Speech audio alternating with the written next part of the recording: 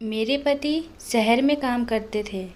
वह मेरे लिए रोज़ शहर से लड्डू लेकर आते, जिसको मैं बड़े शौक से खा लेती थी। लेकिन उसके बाद मुझे कुछ होश ही नहीं रहता। सुबह उठती तो मेरे कपड़े गीले रहते थे। एक दिन पति के लाए लड्डू को मैंने फेंक दिया और सोने का बहाना करने लगी। और फिर जो मेरे साथ हुआ वह सुन आपके रोंगटे खड़े हो जाएंगे। तो वीडियो को लास्ट तक देखिए। सुहागरात के दिन मेरे पति कमरे में आते हैं। मुझे देख पहली नज़र में अपना दिल हार बैठते हैं। मैं दिखने में बहुत खूबसूरत थी। इस वजह से मेरी शादी शहर में हो गई। मेरे पति सोहन कमरे में आए तो मुझे देख रुक गए। उनकी नज़र में तो मैं एक गांव की लड़की थी। शर्म के मारे मेरी पलकें झुकी हुई थी। मैंने हमेशा शादी को लेकर बहुत सपने देखती थी और आज की रात ना जाने कितने बार सोचा था। मिलन की घड़ी जब सामने आई तो मेरा दिल धड़क रहा था। सोहन मेरे करीब आए और प्यार से मेरे हाथ थाम कर कहने लगे, तुम बहुत ही सुंदर हो।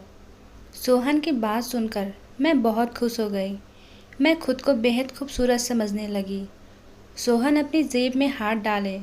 मुझे लगा कि वह मेरे मुंह दिखाई पर गिफ्ट देंगे, लेकिन सोहन जैसे हाथ बाहर निकाले मैं हैरान हो गई। उनके हाथ में लड्डू का थैला था और सोहन ने खुद ही वह थैला खोला और कहने लगे कि शादी की सबसे पहले मैं अपने हाथ से मिठा खिलाऊंगा। सोहन की बात सुन मेरे होठों पर प्यारी सी स्माइल आ गई। वह कहने लगे कि मैं तुम्हारे लिए खास कर शहर से लड्डू लेकर आया हूँ। सोहन ने प्यार भरे अंदाज से वह लड्डू मुझे खिला दिया। मैंने खुशी खुशी खा लिया। वह बहुत ही स्वादिष्ट था। सोहन मेरी आंखों में आंखें डालकर मुझसे प्यार भरी बातें करने लगे और मैं ना जाने कब सो गई। थोड़ी देर बाद मुझे होश आया तो सुबह के वक्त हो रही थी। मेरे कपड़े पूरी तरह भीगे हुए थे। मैं हैरान थी। मैं सोच रही थी कि इस रात का इंतज़ार मैंने ना जाने कितने सालों से किया था और मैं अचानक कैसे सो सकती हूँ। फिर मुझे मेरे पति की याद आई और मैं सोचने लगी, ना जाने वह मेरे बारे में क्या सोच रहे होंगे। मेरे कपड़े कैसे गीले हो गए। मेरे पति कमरे में नहीं थे। मैंने तुरंत अपने कपड़े बदल लिए और नहाकर तैयार हो गई। उसके बाद मैं पूजा करने चली गई। उसके बाद मेरे पति सोहन कमरे में आए। उनका मूड बहुत ख़राब था। मैंने उनसे बात करने की कोशिश की, लेकिन फिर भी मैं अपने पति को मनाने की कोशिश की और वह मान गया। वह कहने लगे कि कोई बात नहीं है, बस काम की वजह से थोड़ा गुस्सा हूँ। तब मुझे राहत की सांस मिला। ना जाने मैं क्या क्या सोच रही थी। थोड़ी देर बाद सास मेरे कमरे में आई और मुझसे पूछने लगी, क्या हुआ बहू, सोहन गुस्से में क्यों था। मैं कहने लगी, नहीं माँ जी, उन्होंने मुझसे ज़्यादा कुछ नहीं कहा। उन्होंने कहा कि बस काम के सिलसिले में थोड़ा गुस्से में था। ठीक है बहू, कोई बात नहीं, मैं सोहन से खुद ही पूछ लूँगी। तुम रसोई में जाकर कुछ खाने को बना लाओ। ठीक है माँ जी, मैं जाती हूँ। मेरी सास मुझसे कहने लगी कि बहुत छोटी छोटी बातों को दिल पर न लेना। कुछ दिन रोहन के साथ रहोगी तो तुम उसकी आदत को अच्छी तरह समझ जाओगी। मैं उनकी बात सुनकर खुश हो गई।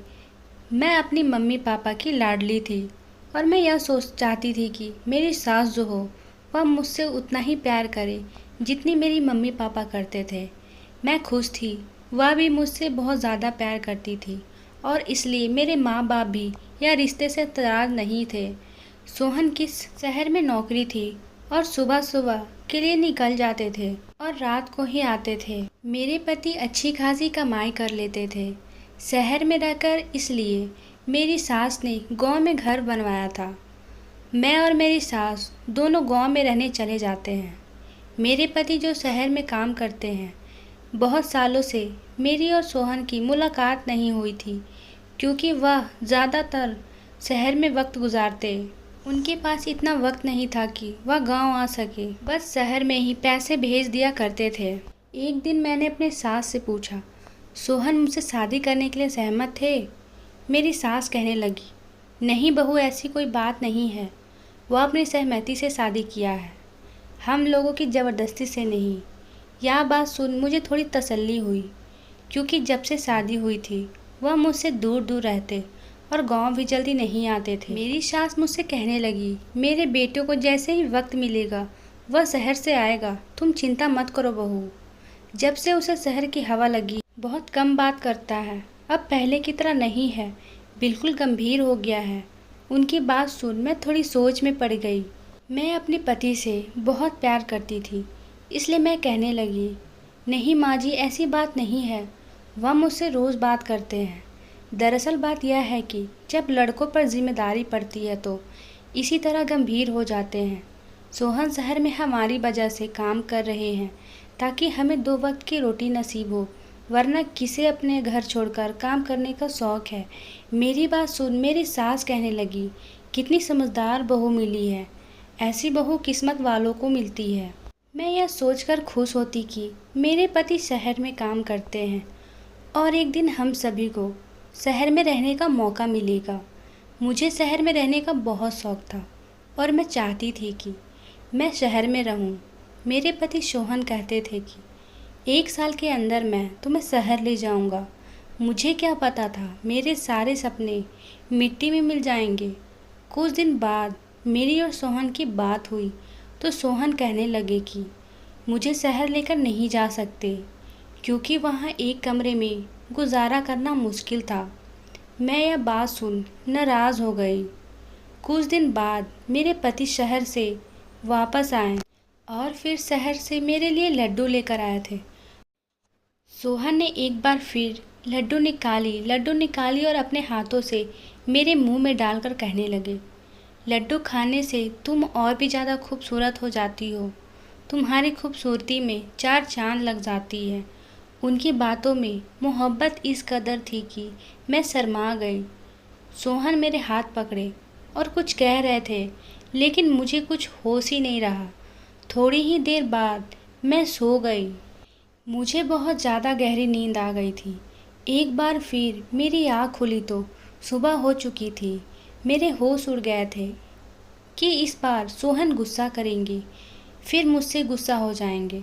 अब मुझे समझ नहीं आ रहा था कि इतनी गहरी नींद मुझे कैसे आ जाती है और मेरे पूरे कपड़े गीले कैसे हो जाते हैं।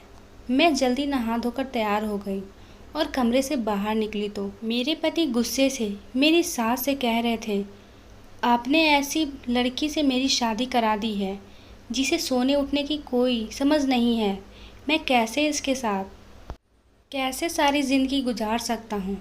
इसे क्या मालूम नहीं है कि गांव की औरतें सुबह जल्दी उठकर काम करने लग जाती हैं।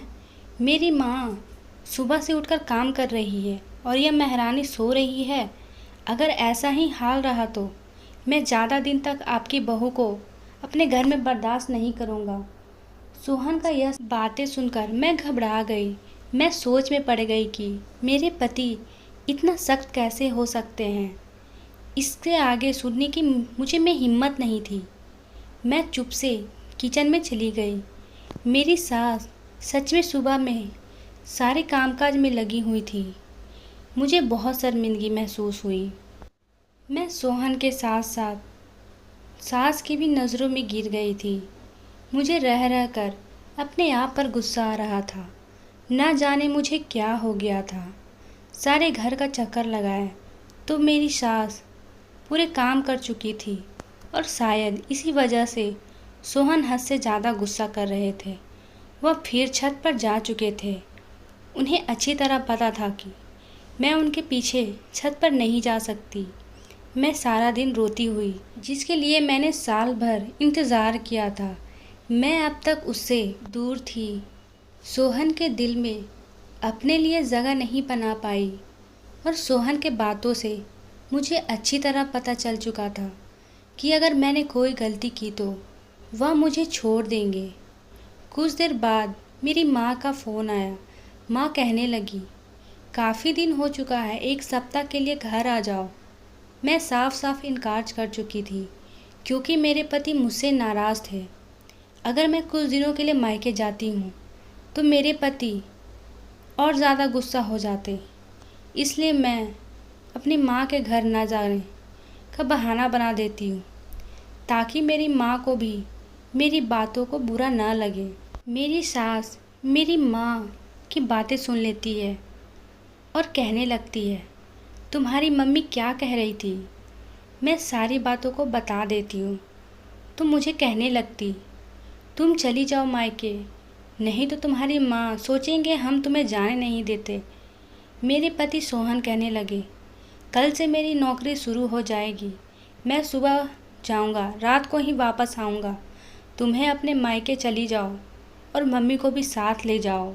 मैंने सोच लिया था कि आज की रात मैं किसी कीमत पे नहीं सोऊंगा, क्योंकि मुझे अपने पति के साथ कुछ यादगार पल बिताने थे। क्योंकि अगले ही दिन मैं अपने मायके जाने वाली थी। मैं बिस्तर पर आकर लेट गई, लेकिन लेटे लेटे मुझे कब नींद आ गई मुझे पता ही नहीं चला। मैं फिर से सो गई थी। सुबह मेरी नींद खुली तो सोहन शहर जा चुके थे। वह बहुत सुबह ही शहर निकल गए थे। मुझे खुद पर रोना आ रहा था।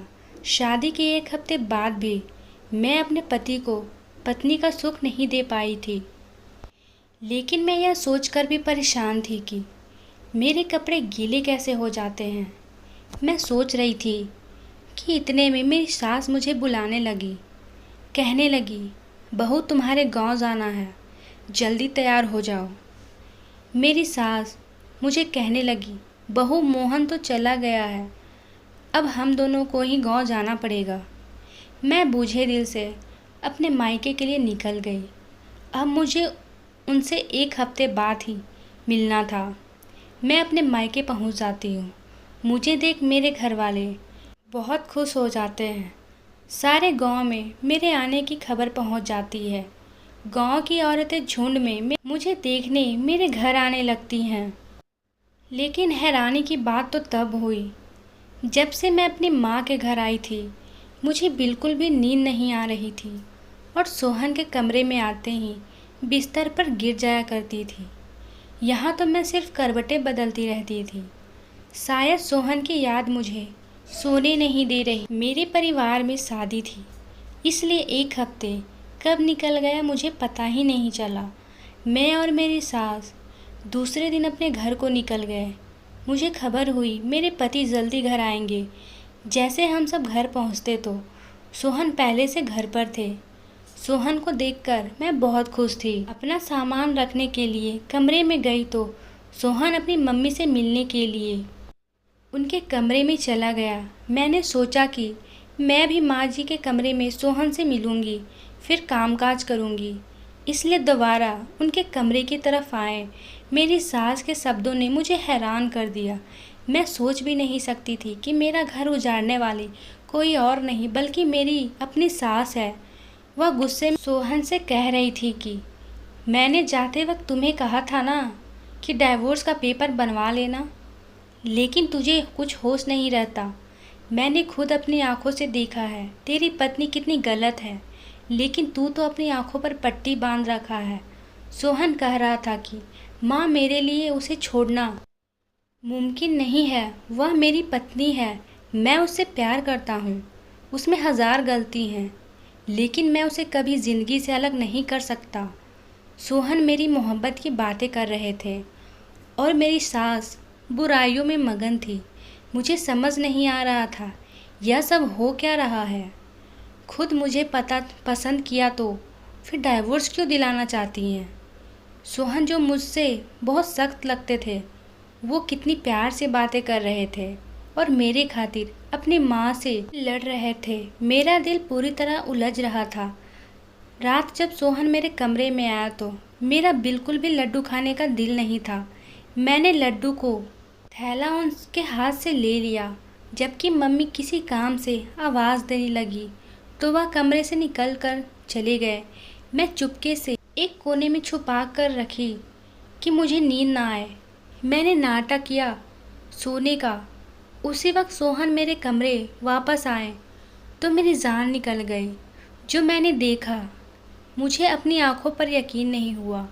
सोहन ने जग भर पानी मेरे ऊपर डाल दिया। मैं आँख नहीं खोली।